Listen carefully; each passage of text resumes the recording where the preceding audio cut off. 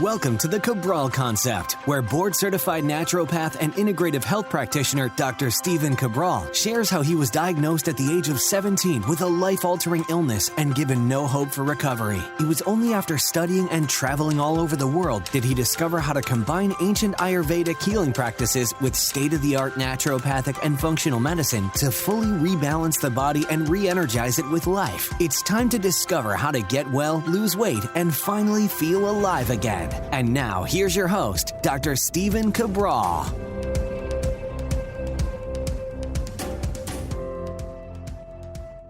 Hey everybody, hope you're doing great. Excited to get into today's show, which is going to be the 7 foods that fight allergies naturally. Excited to get into the show, excited to share it with many other people out there because no matter what season it is, you might be someone that deals with seasonal or year-round allergies. I'm someone that used to deal with them for my entire life until basically somewhere around 30 years old. Was not a good time. I always had essentially year-round allergies to grass, molds, and pollens. But when April came in New England, in Boston, I was an absolute mess for about 3 weeks. That means could barely work or couldn't work at all because when I would go outside, my eyes would turn bright red, even indoors as well.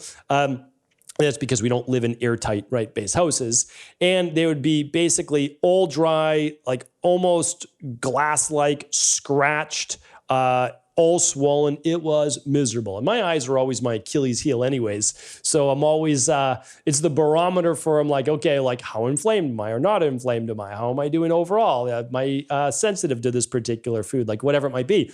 But, for a lot of people, allergies are just debilitating. And even at a low level, they can cause fatigue and inflammation and low mood and brain fog.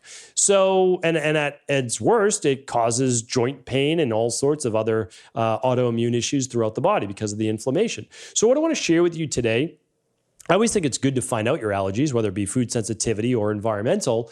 But what we want to do is go after the foods that we can add to our diet if we're not already doing that help to improve overall what's called diamine oxidase, which is an enzyme that breaks down histamines, or they can blunt the overall histamine-based response.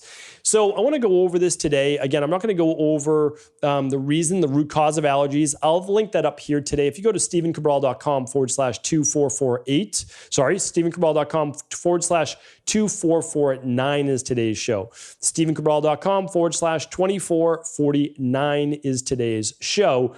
And I will link up previous shows on allergies as well, because the root cause really for most people does stem from gut-based issues, intestinal permeability, and typically what's called a Th2 immune imbalance. You might have read about that before in my book, The Rain Barrel Effect. It does matter, right? Allergies are a rain barrel effect. You overflow your histamine load. Your body can't keep up with it. There's too much mast cell production, and you end up with the reactions of the allergen, right? So that's what it is. So let's actually tackle some of these foods. These are ones that I love to add in. We're going to give you 7 here today, my favorites and why. The first one is an apple a day, right? As they say, an apple a day. Well, why an apple a day? Well, specifically a red apple. Believe it or not, you want a red apple because it's going to be the highest in a nutrient called quercetin. I'm going to link up a podcast on quercetin as well. It was one of my Friday reviews. So again, please do tune in and just head on over to the free show notes page, which has the 3 big takeaways. We'll list these foods, and what we'll do is we'll list the previous podcasts that go more in depth. So quercetin is one of the best, if not the best, natural antihistamine, okay? So there's quercetin, there's stinging nettles, there's other things that help with mucus production as well, getting it flowing like NAC, but vitamin C. These things are crucial, right, as natural antihistamines. Very, very powerful. Butterbur is another one. So what we want to do is look for foods that naturally contain those specific nutrients. So red apple, and then I'll give you one towards the end that's very, very high in quercetin as well, is one of those. So your job, besides getting a really healthy food into your body, like an apple, is to say, how can I eat foods that are also natural antihistamines, right? It makes sense. So what are we going to do? Well, we're going to look for, can't really look for foods high in stinging nettles because that's a particular herb, but you could use stinging nettle tea if you wanted to. I'll get to some nutritional supplements if you want to use that, but I want to go with the foods first. So you can always add the foods and then you can add the supplements if needed still because they're just stronger, right? That's what they do. Supplements supplement a healthy diet. So red apples are going to be first on my list. They're easy to get. They're easy to consume. Please do try to buy organic. Then you don't have the pesticides. You're not going to have as many of those waxes out of the outside. And when you buy a conventional apple, you can't wash the pesticide off. It seeps right into the skin of that apple. And you can't peel it because then you lose the quercetin, right? So you actually need to eat the skin.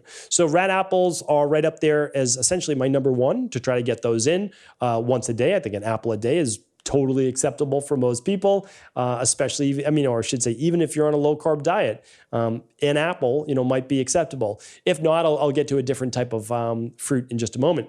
All right, the second one is an interesting one.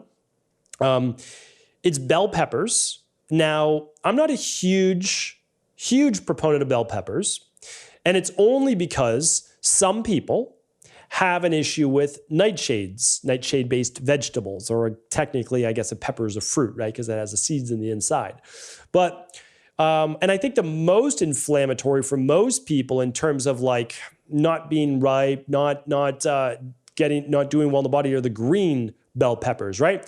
So the ones that I typically recommend that I find most people can tolerate are the yellow or orange. So those are actual, call them what you want, fruits or vegetables, bell peppers, that are actually very high in vitamin C. And vitamin C can be really helpful, again, as a natural antihistamine. Now, if you're just looking for vitamin C, you say, well, maybe why not just have I just gave it away. Why not just have citrus fruits? Well, citrus fruits can be great because they're very high in vitamin C. The problem is they're also naturally high in histamines, right? So if they're naturally high in histamines, then it might add to your histamine load, and that's a problem. So that's why I'm not necessarily recommending those in my top 7. So bell peppers could be. Again, I don't eat bell peppers because nightshades don't work great for my body. They're just a group of foods that they just don't mesh with my body. Everybody has, a group of foods that doesn't work well for them, or maybe a fruit or two. And bell peppers are just a part of that. So it's like no big deal that I can't eat them, but that doesn't mean I can't recommend them for other people, because other people do fantastic with eating yellow and orange bell peppers that are a ripened version of bell peppers, and they're super low in calories. So if you're on a lower carbohydrate diet, then those are easy to get in, right? So that's one that you might do. All right. The next one is fatty fish that are high in omega-3s. So little caveat, needs to be wild caught. If it's farmed, it's going to be higher in omega-6s. Those are inflammatory. Those are going to make allergies worse, believe it or not, right? Much worse. It's going to increase prostaglandin, series 2. It's going to increase allergies. It's going to increase mast cell production. It's going to increase interleukin-6 and other inflammatory markers, some of which I talked about on Tuesday's show. All right, so high in omega-3s. Omega-3s can help with allergies. They can help to balance and modulate the immune system, right? Because that's really what we're talking about, an over-exaggeration to natural things in the environment. Well, the only issue with the fish is that it has to be fresh. If it's not, it's going to contain higher levels of histamine. So a lot of people, and again, super high in omega-3s, sardines, right? Anchovies, mackerel, but a lot of times they're canned. And because of that, they're aged. And because of that, they can be higher in histamines. So you might want to go with a really fresh wild salmon or wild trout or a fish like that. That's low in mercury, that's high in omega-3s. All right, the next one, coming back to fruits, berries. Berries are always my top pick for fruit. They are typically the least hybridized. They're lower glycemic. They're super high in antioxidants. And with berries, especially strawberries, believe it or not, but this includes all dark berries, high in vitamin C, but also high in quercetin. So you can kind of get a double punch right there, right? It's one of the reasons why I love adding my wild blueberries to my smoothie. And sometimes I do a banana strawberry smoothie as well. Super easy. Now, bananas can, again, exacerbate histamines in some people, but you can start with a quarter of a frozen banana or half a frozen banana or none at all if you don't want. You can just do strawberries and whatever you enjoy, some nut milk and your favorite protein powder or something like that, right? So think about that. Just getting in half a cup to a cup of berries per day, I think would be absolutely fantastic for most people, especially those suffering from allergies. And another reason is that you're going to hydrate your body if you make it as a smoothie. So if you put in 16 ounces of water, you're putting in a cup or two of frozen berries, you're adding a little bit of your daily nutritional support or your favorite all-in-one or protein powder, then you're also getting super hydrated, right? Because a cup of fruit, basically 90% water, and then you're adding in 16 ounces there. So you're getting like how many cups of water is that? 3 cups of water. So you're also hydrating your body and you're flushing your body as well. Really good for your allergies to stay hydrated, all right? So any type of berries or strawberries, 1 cup a day. Almonds and cashews or nuts that are high in magnesium. So again, you can have any nuts that you want that are going to be higher in magnesium, but also omega-3. So another nice one could be even walnuts. They don't work for everybody, but for some people they do. So you can even do mixed raw nuts if you want. And those are fantastic. I would always get them raw if possible. Now, again, you can't eat some things raw. Like I don't think you can do raw cashews and raw peanuts. Peanuts, obviously a little bit different category. But the ones that you can get raw, you want to get raw that are more healthy because they're going to have, when they're not cooked, there's less free radical damage. There's less oxidation, better for your body. So we added one more now to the equation. So now you know that quercetin, great for allergies. Vitamin C, great for allergies. We talked about some other things like stinging nettles and bromelain and NAC, great for allergies. Vitamin C, big one. And then omega-3s and magnesium, right? Magnesium can be great for allergies too. You don't want to overdo it because you need the proper balance of calcium to magnesium actually to modulate what's called the sympathetic and parasympathetic nervous system. But let's keep that for a topic for another day so we don't get too deep into the weeds. But that can be absolutely fantastic. So really nice. Different nuts are going to affect different people in different ways. If you're someone that suffers from allergies, make sure not to get those nuts roasted or smoked. Again, because that can increase the histamines, especially the smoking of any type of food, which can increase your allergies. I know it does for me. So just keep that in mind. Anything aged, smoked, or fermented can increase histamines in the body and typically does. Okay. So that is that. Now the next one is onions. I put that there because this is hit or miss for most people. And the reason is that if you have candida overgrowth or you have SIBO, this can be a fermentable food with that bacteria or yeast in your gut. So typically you need to rebalance the gut. Again, I'm not going to get too deep in that, but I'll link up the show on kind of the root cause for allergies, again, which is an imbalanced digestive system with leaky gut, with, again, Th2 immune imbalance. But so onions can work great though. I mean, they really can. Like once you've worked on your gut, you might want to add some in, and they're one of the highest, if not the highest, in quercetin. So if you're looking for like, hey, what's a really high quercetin food? Onions. Low calorie, low carb, antioxidants, high in quercetin might be nice to add to a lot of different dishes during the day. All right, and the last one that I wanted to share with you is one that I do at least 3 times a week, and that is adding parsley and or watercress to a dinner meal at night. Why would I add parsley? Why would I add watercress? Well, parsley and watercress, high in quercetin, two of the best anti-inflammatory herbs out there that you can eat. Essentially 0 calories, high in antioxidants, high in quercetin, and really great for your overall health. So that's an easy one that you can add in. How much? Just a tablespoon or so. Like literally just a little handful of it. Chop it up, dice it up, toss it onto any meal. It can be really nice. So here's the thing.